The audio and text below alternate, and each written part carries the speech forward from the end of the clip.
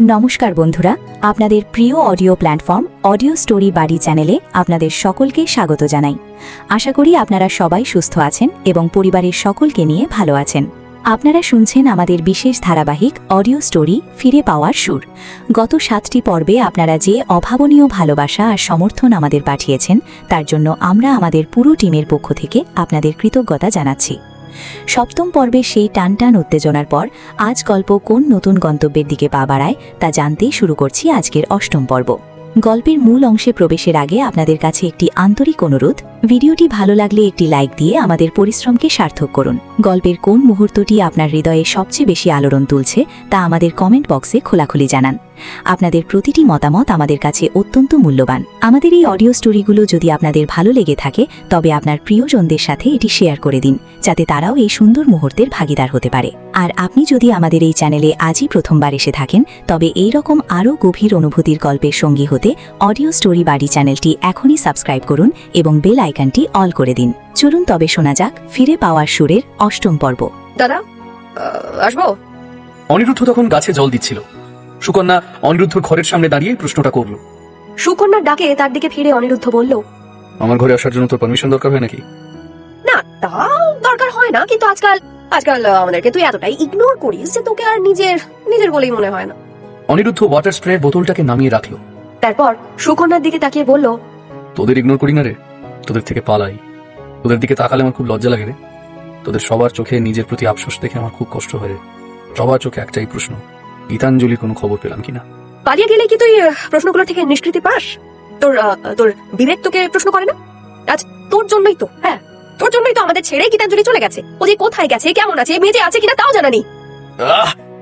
থাম, এমনটা বলিস না বলু। আমি তো তাহলে মরে যাবো। আমি জানি আমার জন্যই সব হয়েছে, আর তার জন্য প্রতিনিয়ত আমি আত্মগ্লানিতে ভুগছি। কি করবো বলতে পারিস? কি করবো? ওকে আমি কোথায় না কোথায় খুঁজলাম, কিন্তু পেলাম কই? একটা বার আমাকে আমার সপক্ষে বলার কোনো সুযোগ পর্যন্ত দিল না। অনিরুদ্ধর অসহায় মুখটার দিকে তাকিয়ে সুকন্যা নরম হয়ে বলল, দেখ, ওকে খুঁজে পাওয়ার একটা সুযোগ হয়তো আছে আমার দাদা। কোথায় কোথায় পাবো ওকে বল? ও তোকে ফোন করেছিল? কোথায় আছে বল? কেমন আছে ও? আরে আমার কথাটা শোন আগে, আমার কথাটা আগে শোন। আমি বললাম যে গীতাঞ্জলিকে খুঁজে পেতে পারি। মানে? দেরাদুনে অল ইন্ডিয়া ডান্স কম্পিটিশন হচ্ছে। জানি তো, আমাদের কোম্পানি যে কোম্পানিটাকে রিসেন্টলি টেক ওভার করেছে তারা এই প্রোগ্রামটাকে অর্গানাইজ করতো। এখন আমরাই অর্গানাইজ করছি। তো কি হয়েছে? গীতাঞ্জলির স্বপ্ন ছিল দাদা, স্বপ্ন ছিল এই কম্পিটিশনে পার্টিসিপেট করার। সুকন্যা অনিরুদ্ধর হাত দুটো ধরে বলল, গীতাঞ্জলি আর সবাইকে ছেড়ে থাকতে পারে, কিন্তু না, নাচ ছাড়া ও বাঁচতে পারবে না দাদা। নাচের মাধ্যমে ওর মনের সমস্ত অনুভূতিগুলোকে প্রকাশ করতো। তাই আমার দৃঢ় বিশ্বাস, আমার দৃঢ় বিশ্বাস, ওর জীবনে আর যাই হয়ে যাক না কেন, ও নাচের থেকে সরে থাকতে পারবে না, পারবে না, আমি জানি। আর এই কম্পিটিশনের খবর যদি ও পেয়ে থাকে তাহলে ও কম্পিট অবশ্যই করবে। তবে হ্যাঁ, এটা আমার অনুমান, কতটা সত্যি হবে জানি না। তবে ওকে যদি খুঁজে পাই, সেই জন্য আমি ওই কম্পিটিশনের একটা ফর্ম জমা দেবো। তুই আমাকে নিয়ে যাবি দাদা?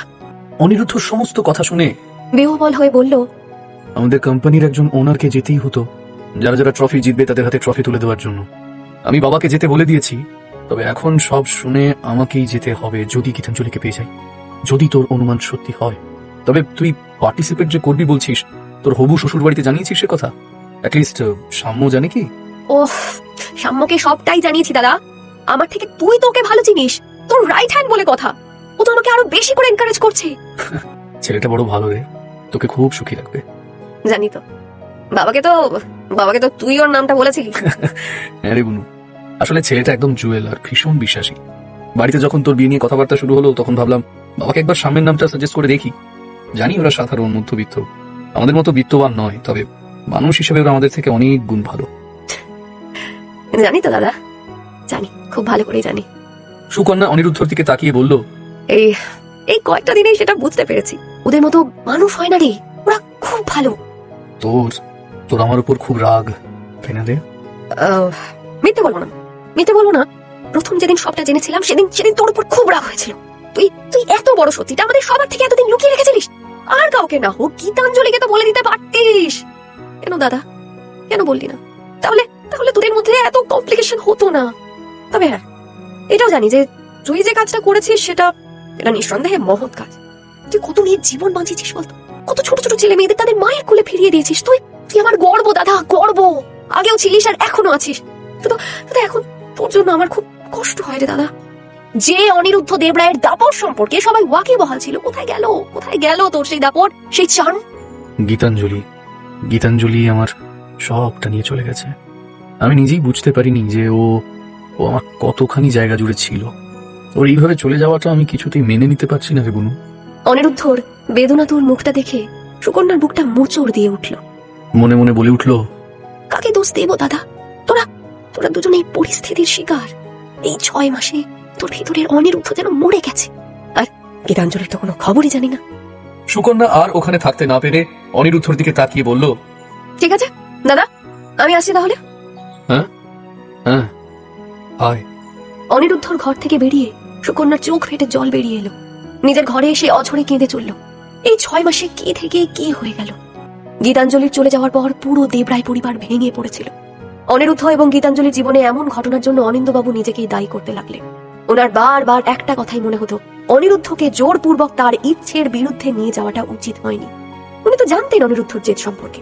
সেই সবকিছু জানা সত্ত্বেও তিনি অনিরুদ্ধকে আরো বেশি করে ইনভলভ করেছেন বিজনেসে। মনামী দেবীর শরীরও খারাপ হতে শুরু করলো। হাই ব্লাড প্রেশার রোগে ভুগতে শুরু করলেন তিনি।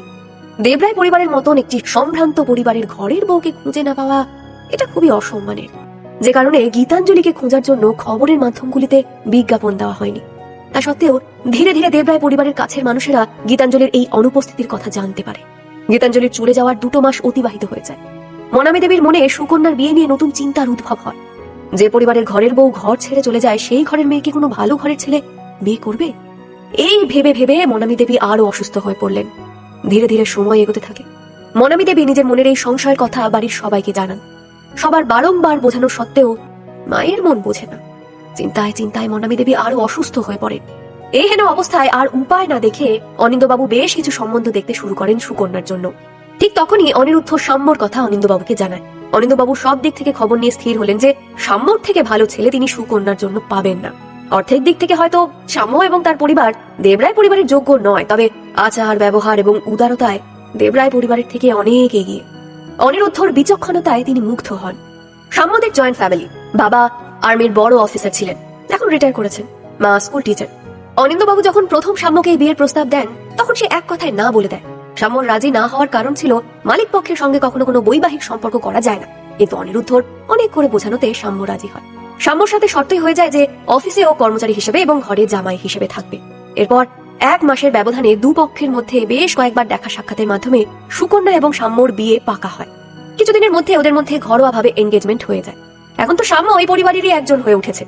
গীতাঞ্জলির কোনো খবর না পেয়ে দেবরায় পরিবারের মানুষগুলোর মনে যে আঘাত লেগেছিল, সাম্যকে জামাই রূপে পেয়ে সেই আঘাতে কিছুটা প্রলেপের কাজ করেছিল। হ্যালো ম্যানেজার বাবু।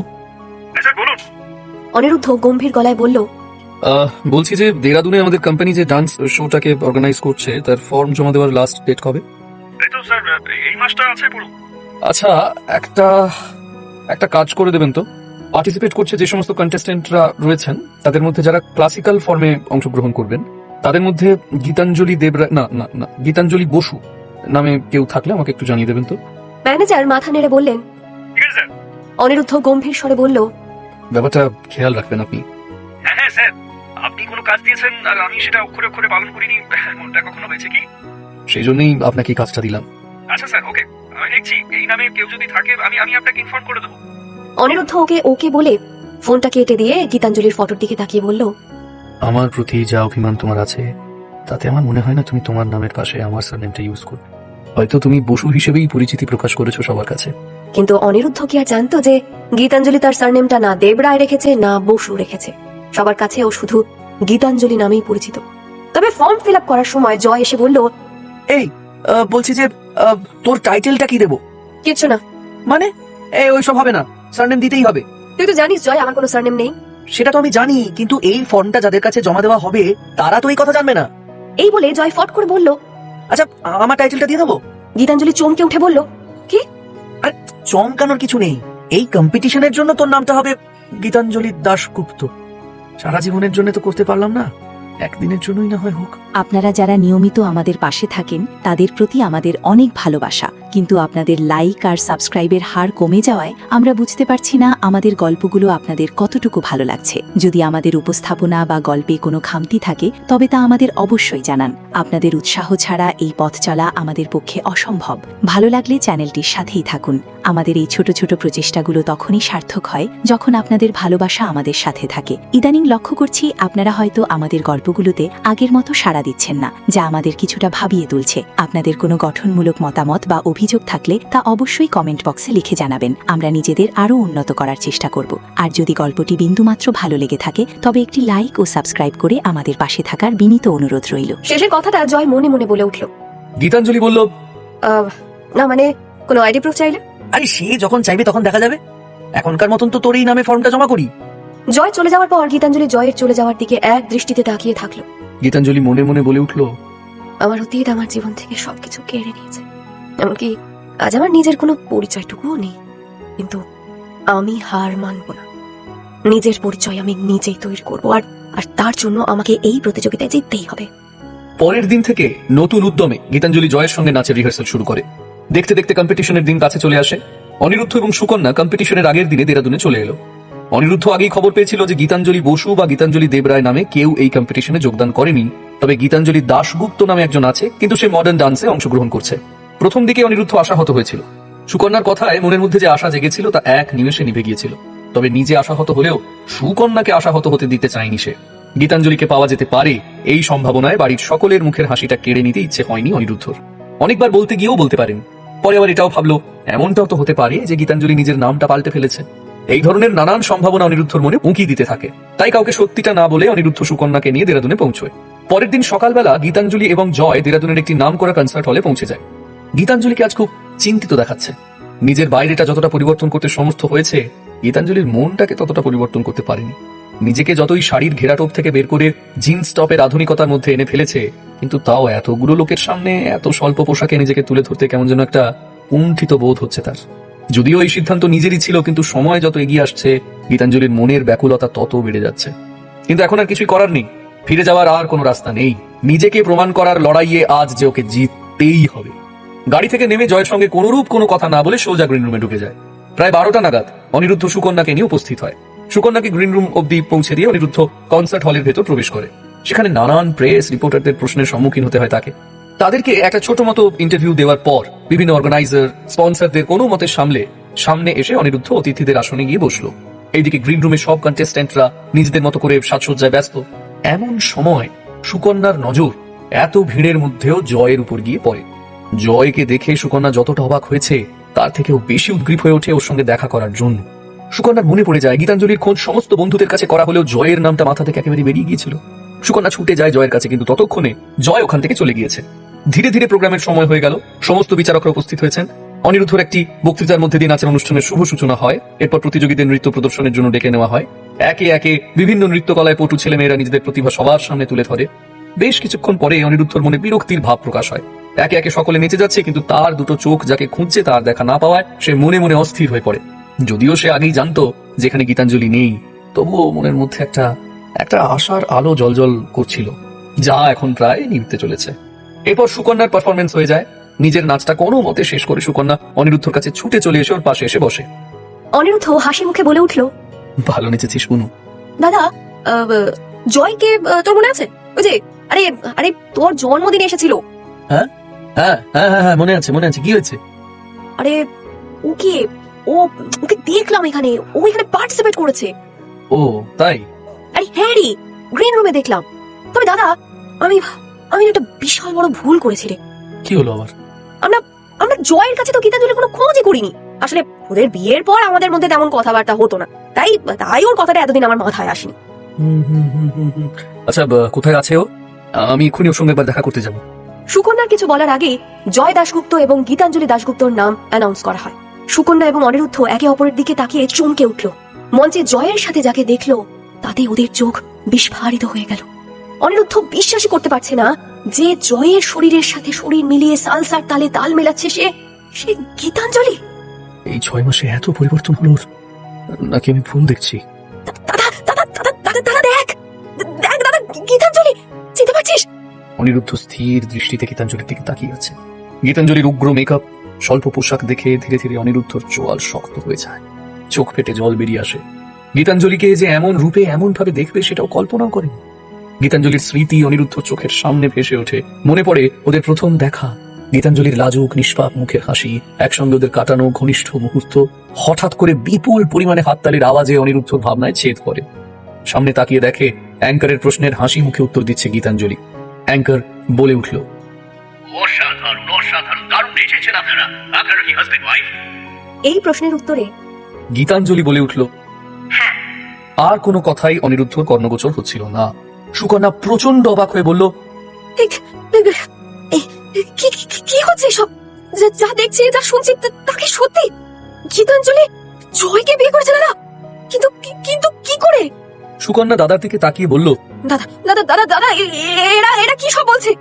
অনিরুদ্ধ আর কোনো দিকে না তাকিয়ে হল থেকে সোজা গ্রিন রুমের দিকে ছুটে যায়।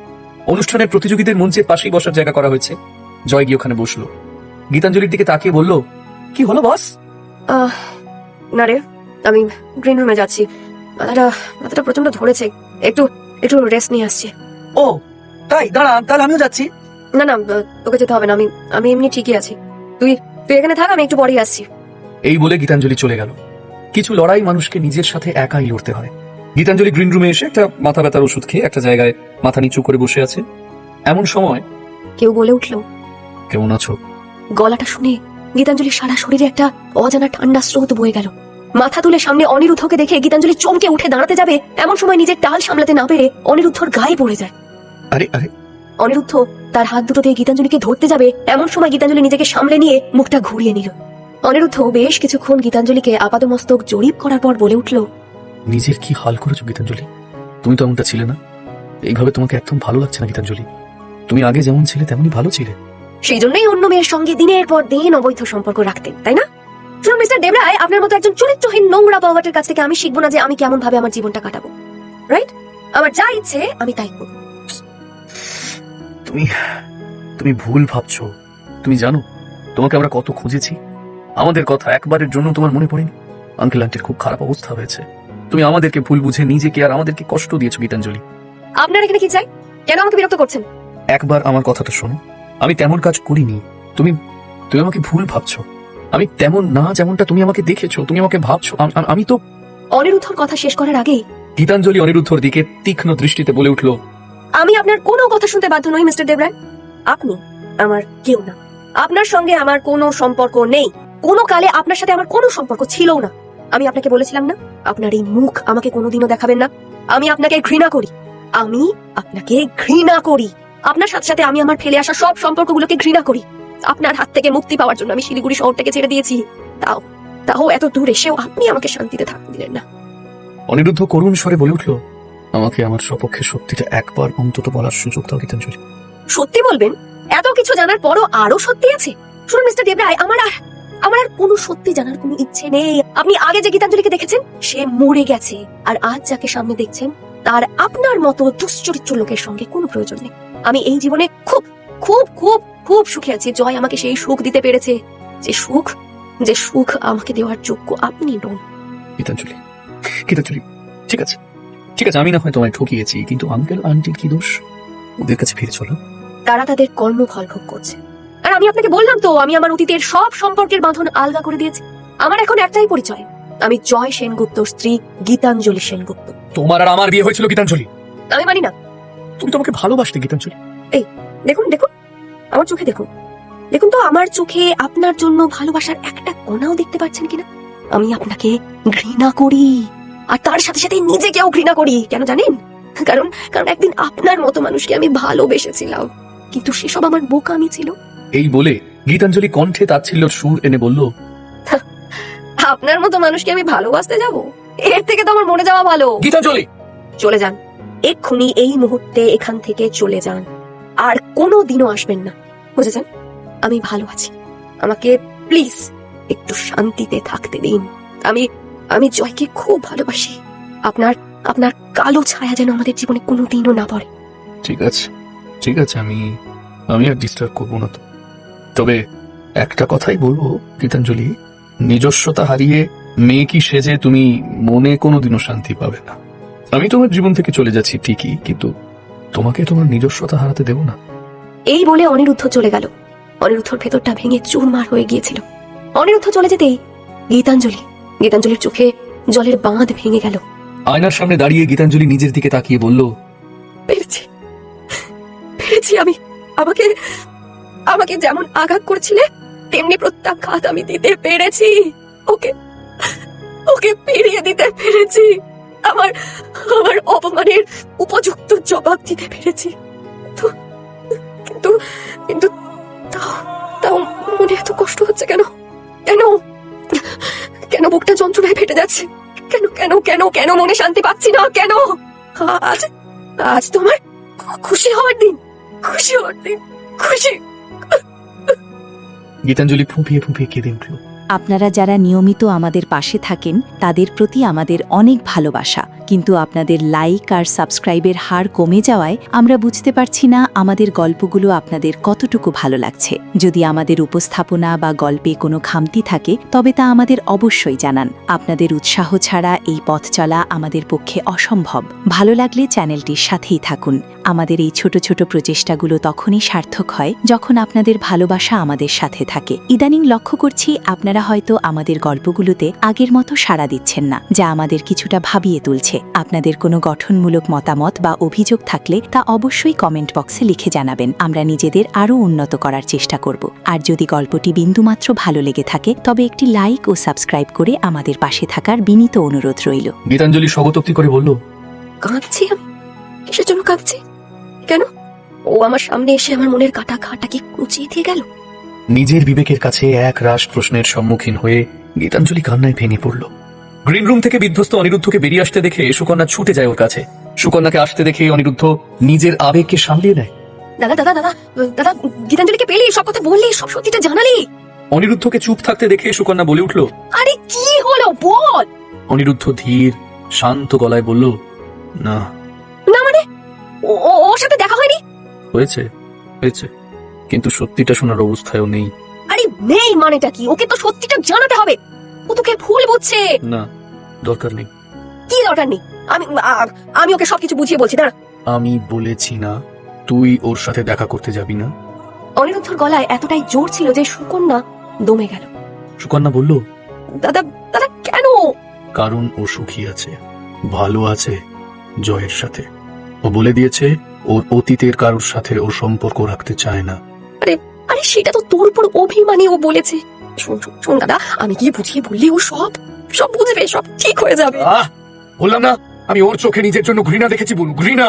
এই গীতাঞ্জলি আর আগের গীতাঞ্জলির মধ্যে আকাশ পাতাল তফাৎ। ও আর আমাদের জীবনে ফিরবে না।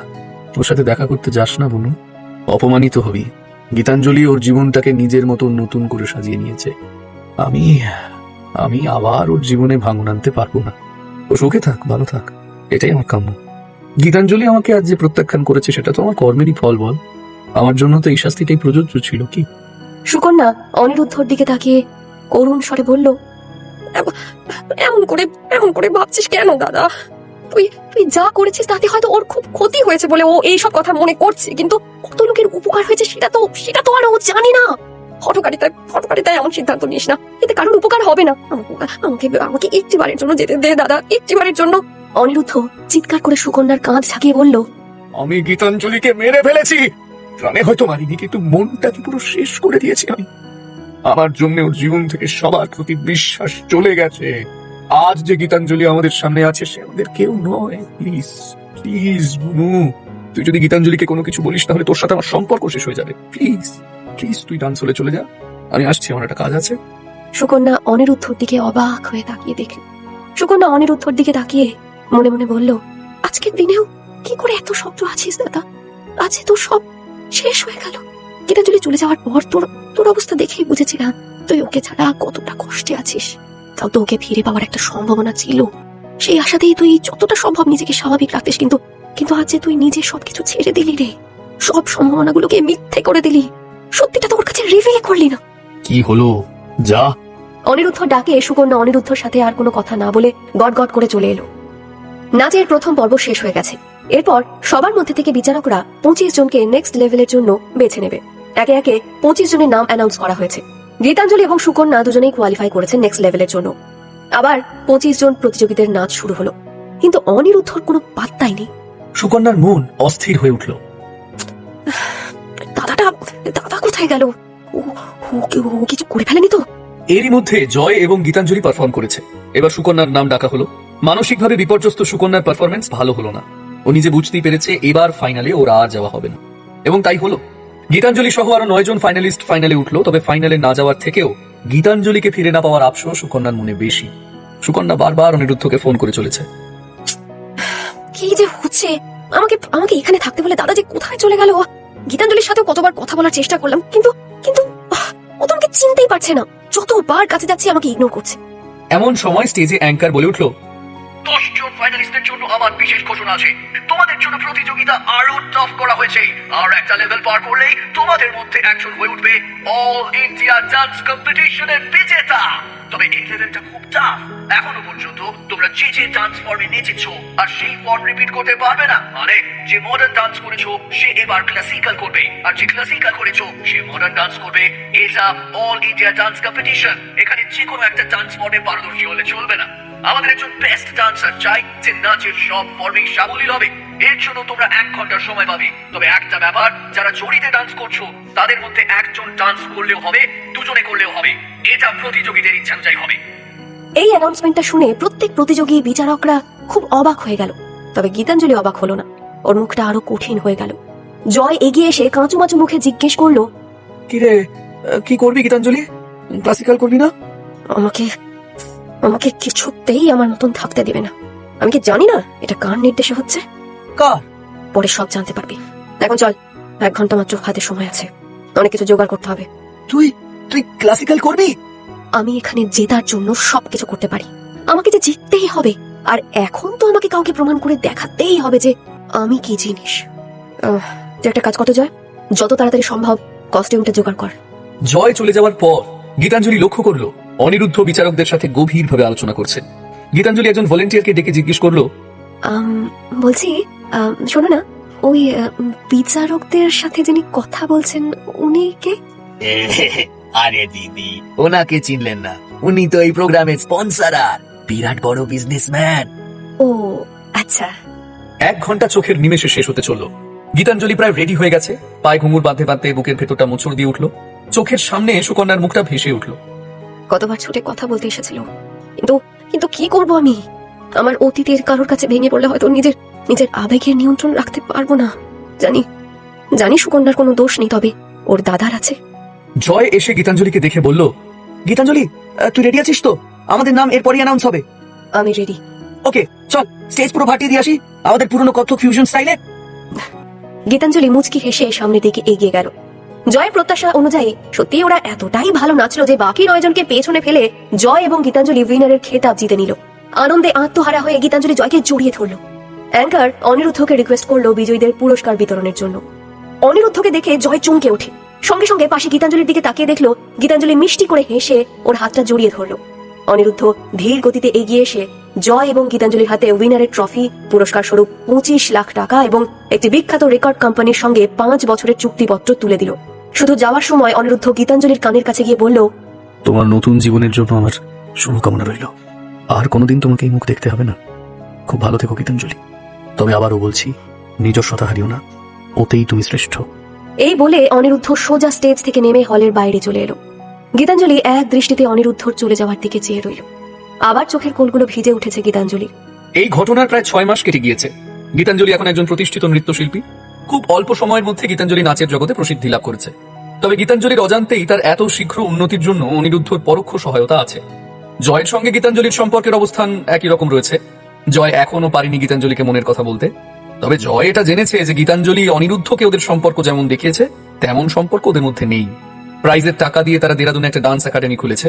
এইদিকে অনিরুদ্ধ আবার তার স্বাভাবিক জীবনে ফিরে গিয়েছে। গীতাঞ্জলির প্রত্যাখ্যান সে ভবিতব্য মেনে নিয়েছে। তবে ভেতরে ভেতরে সে আরো কঠিন, আরো অনুভূতিহীন হয়ে পড়েছে। তবে পরিবারের প্রতি কর্তব্যে কোনো ছেদ পড়েনি। আগে যদিও বা ঘরে আসতো, এখন কাজ ছাড়া অনিরুদ্ধর জীবনে আর কিছুই অবশিষ্ট নেই। কিভাবে গীতাঞ্জলিকে উন্নতির শিখরে পৌঁছানো যায় সেই চেষ্টাই করে গিয়েছে এই কয়েক মাসে। গীতাঞ্জলির সুখের মধ্যে অনিরুদ্ধ নিজের সুখ খুঁজে পায়। এইভাবেই গীতাঞ্জলির চলে যাওয়ার প্রায় 1 বছর পার হয়। সুকন্যারও বিয়ের আর মাত্র 1 সপ্তাহ বাকি। দেরাদুনে যে গীতাঞ্জলিকে পাওয়া গিয়েছে সেটা দেবরায় বাড়ির সকলেই জানে। সবাই মিলে অনেকবার অনিরুদ্ধকে বুঝিয়েছে গীতাঞ্জলিকে সত্যিটা বলার জন্য, কিন্তু অনিরুদ্ধর কড়া নির্দেশ এও যেন গীতাঞ্জলিকে ওর ব্যাপারে সত্যিটা না বলে। সেই জন্যই তো অনিরুদ্ধ গীতাঞ্জলির বাপি মানি বাদে বাড়ির কাউকে গীতাঞ্জলির ঠিকানা দেয় না, তবে তাদেরকেও নিজের ব্যাপারে কোনো কিছু বলতে বারণ করে দিয়েছিল। জীবনবাবু যখন গীতাঞ্জলির কথা জানতে পারলেন, তিনি আর একদিনও দেরি করেননি। সোজা শিলাদেবীকে নিয়ে হাজির হন গীতাঞ্জলির কাছে। প্রথম দিকে গীতাঞ্জলি দেখা করতে না চাইলেও পরে দেখা করতে বাধ্য হয়। এতদিন পরে গীতাঞ্জলিকে দেখে জীবনবাবু ও শিলাদেবী কেঁদে ওঠে। সবকিছু গীতাঞ্জলিকে বুঝিয়ে বলেন গীতাঞ্জলি যে ওদের কাছে কখনো অবাঞ্ছিত ছিল না এইটা বোঝান। এতদিন পরে বাপি মানিকে দেখে গীতাঞ্জলিও কান্নায় ভেঙে পড়ে। এতদিনের জমানো অভিমান কান্নায় ঝরে পড়ে। জীবনবাবু বলে ওঠেন, মারি মারি, এত কষ্ট পাবি বলি তো তোকে কখনো সত্যিটা বলিনি আমি। তোকে আমি কোনো দয়া করিনি মা, তুই যে আমার গীতাঞ্জলি, তোকে আমি দুটো হাতে আগলে মানুষ করেছি। আজ সত্যিটা না জানলে তুই কি কোনো দিনও জানতে পারতিস যে আমি তোর জন্মসূত্রে বাবা নই? গীতাঞ্জলি জীবনবাবুর দিকে মাথা নেড়ে না বলে। তাহলে কেন এখানে আমাদের ছেড়ে আছিস বল? চল মা চল, আমার কাছে ফিরে যাবি চল। হঠাৎ কাঁদতে কাঁদতে গীতাঞ্জলি চুপ করে গেল। গীতাঞ্জলি বলে উঠল, আমি আর ওখানে কোনোদিনও যাব না বাপি। আমার এখানে একটা জগৎ হয়ে গেছে। আমি আর শিলিগুড়ি যাব না, তোমরা বরং আমার কাছে চলে এসো। কিন্তু মা। গীতাঞ্জলি জীবনবাবুকে থামিয়ে বলল, জানি তোমরা ডাক্তার, হয়তো পার্মানেন্টলি তোমরা থাকতে পারবে না, কিন্তু কিন্তু মাঝে মধ্যে তো আসতেই পারো, বলো বাপি। জানি রে মা, কার উপর মিথ্যে অভিমান করে এমনটা বললি, কিন্তু আমি তো তোকে সত্যিটা বলতে পারছি না। আমাকে আর কোনো সত্যি তোমাকে জানাতে হবে না বাপি। শুধু এইটুকু জেনে রাখো, আমি আমার এই জগতে খুব সুখী আছি। আমি জয়ের সাথে খুব খুশি আছি বাপি। জীবনবাবু অনেক বোঝানোর সত্ত্বেও গীতাঞ্জলির মন টলাতে পারেননি। একান্তই নিরুপায় হয়ে তিনি গীতাঞ্জলিকে দেরাদুনে ছেড়েই চলে আসেন। প্রত্যেক সপ্তাহে জীবনবাবু ও শিলাদেবী গীতাঞ্জলির সঙ্গে দেখা করে আসেন। অনেক সর্বনাশ হয়ে গেছে। অনিন্দবাবুর চিৎকারে অনিরুদ্ধ উদ্বিগ্ন হয়ে বলল, কি হয়েছে বাপি? অনিন্দবাবু মাথা চাপড়ে বললেন, সুকন্যার বিয়েটা ক্যান্সেল হয়ে গেছে। এই কথাটা শুনে অনিরুদ্ধ চমকে বলে ওঠে, কি? কেন? সামো তো আমায় কিছু বললো না। সাম্যের বাবা ফোন করে বললেন যে ওনারাই বিয়েতে এগোতে পারবেন না, আমাকে কারণটা বলেছেন।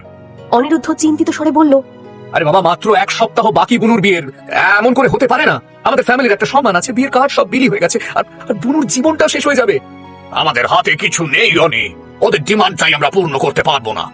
উত্তেজিত হয়ে অনিরুদ্ধ টেবিল চাপড়ে বলল, আমরা ডিমান্ড পূর্ণ করতে পারবো না? কি এমন জিনিস চেয়েছে ওরা? অনিন্দবাবু নির্লিপ্ত সুরে বললেন, গীতাঞ্জলিকে। অনিরুদ্ধর আবার চমকানোর পালা। অনিরুদ্ধ ভ্রু কুঁচকে বলে উঠল, ও এই বিষয় কোথা থেকে এলো? ও এসেছে অনি, এসেছে, কারণ গীতাঞ্জলি এখনো তোমার স্ত্রী। সাম্যের ঠাকুমা কাল কাশি থেকে এসেছে, পাত্রীর সম্পর্ক সব জানতে গিয়ে উনি গীতাঞ্জলির ব্যাপারে জানেন। বাস উনি এই বিয়েতে না করে দেন, ওনার কথা অনুযায়ী যে ঘরের বউ চলে যায় সে ঘর লক্ষ্মী ছাড়া হয়ে যায়, আর এমন ঘর থেকে উনি ওনার নাতির জন্য বউ আনবেন না। অনিরুদ্ধ বিরক্তি নিয়ে বলল, এটা আবার কেমন লজিক? দুটো মানুষের মধ্যে অ্যাডজাস্ট নাই হতে পারে, সেজন্য তাদের পরিবার কেন সাফার করবে? আমি ওনার সাথে কথা বলবো। অনি আমি আগেই কথা বলেছি, কোনো লাভ নেই। উনি বয়স্ক মানুষ, ওনার চিন্তাধারাটাই এমন হবে তাতে সন্দেহ কি? অনিরুদ্ধর গম্ভীর চিন্তিত মুখটা দেখে অনিন্দবাবু মনে মনে হেসে উঠলেন আর বললেন, এইবার তুমি গীতাঞ্জলিকে আমাদের কাছে আনতে বাধ্য হবে অনি। আমি জানি তুমি তোমার বোনের এত বড় ক্ষতি হতে দেবে না। মানতে হবে তোমার মিলিটারি বেআইয়ের বুদ্ধি আছে। অনিন্দবাবু মনের কথা মনে লুকিয়ে দুঃখিত সুরে বললেন, অনি এই বিয়ের সব অর্ডার গুলো একে একে ক্যান্সেল করতে থাকো। আমি একটু বাড়িতে যাই, ওখানে কি অবস্থা দেখি। বাড়ির সবাই জানে? এই তো কিছুক্ষণ আগে বললাম, তোমার মায়ের যা শরীরের অবস্থা, কিছু না হয়ে যায়। না বাবা, মায়ের কিছু হবে না, ইভেন বাড়ির কারোর কিছু হবে না। আমি আমি কিছু একটা করছি, এই বিয়েটা হবেই। বুনুর জীবনটা এইভাবে তছনছ হতে আমি দেব না। দিদি আপকো মিলনে এক বাবু আয়া হ্যায়। জয় আর গীতাঞ্জলি তখন একটা নাচের স্টেপ নিয়ে ব্যস্ত। গীতাঞ্জলি বাবুলালের দিকে তাকিয়ে বলল, কোন হ্যায়? मालूम नहीं दीदी, कोई बड़ा आदमी लगता है। এই এই জয়, তুই তুই এদিকটা একটু সামনে নে, আমি আসছি। জয় বলে উঠলো, হ্যাঁ যা দেখ কে এসেছে দেখ। ধুর, কাজকর্ম নেই, ভর দুপুরবেলা কে যে দেখা করতে এসেছে। এই বলে গীতাঞ্জলি বাবুলালের দিকে তাকিয়ে বলল, बाबू तुम जाओ तो, और जाओ और जाके कह दो कि हम आ रहे हैं। जी मैडम जी। বলেই চলে যাবার পর মিনিটের মধ্যেই টপ আর কেপরি পরে গীতাঞ্জলি বসার ঘরে গিয়ে বসে দেখলো আগন্তুক পেছন ফিরে দাঁড়িয়ে আছে।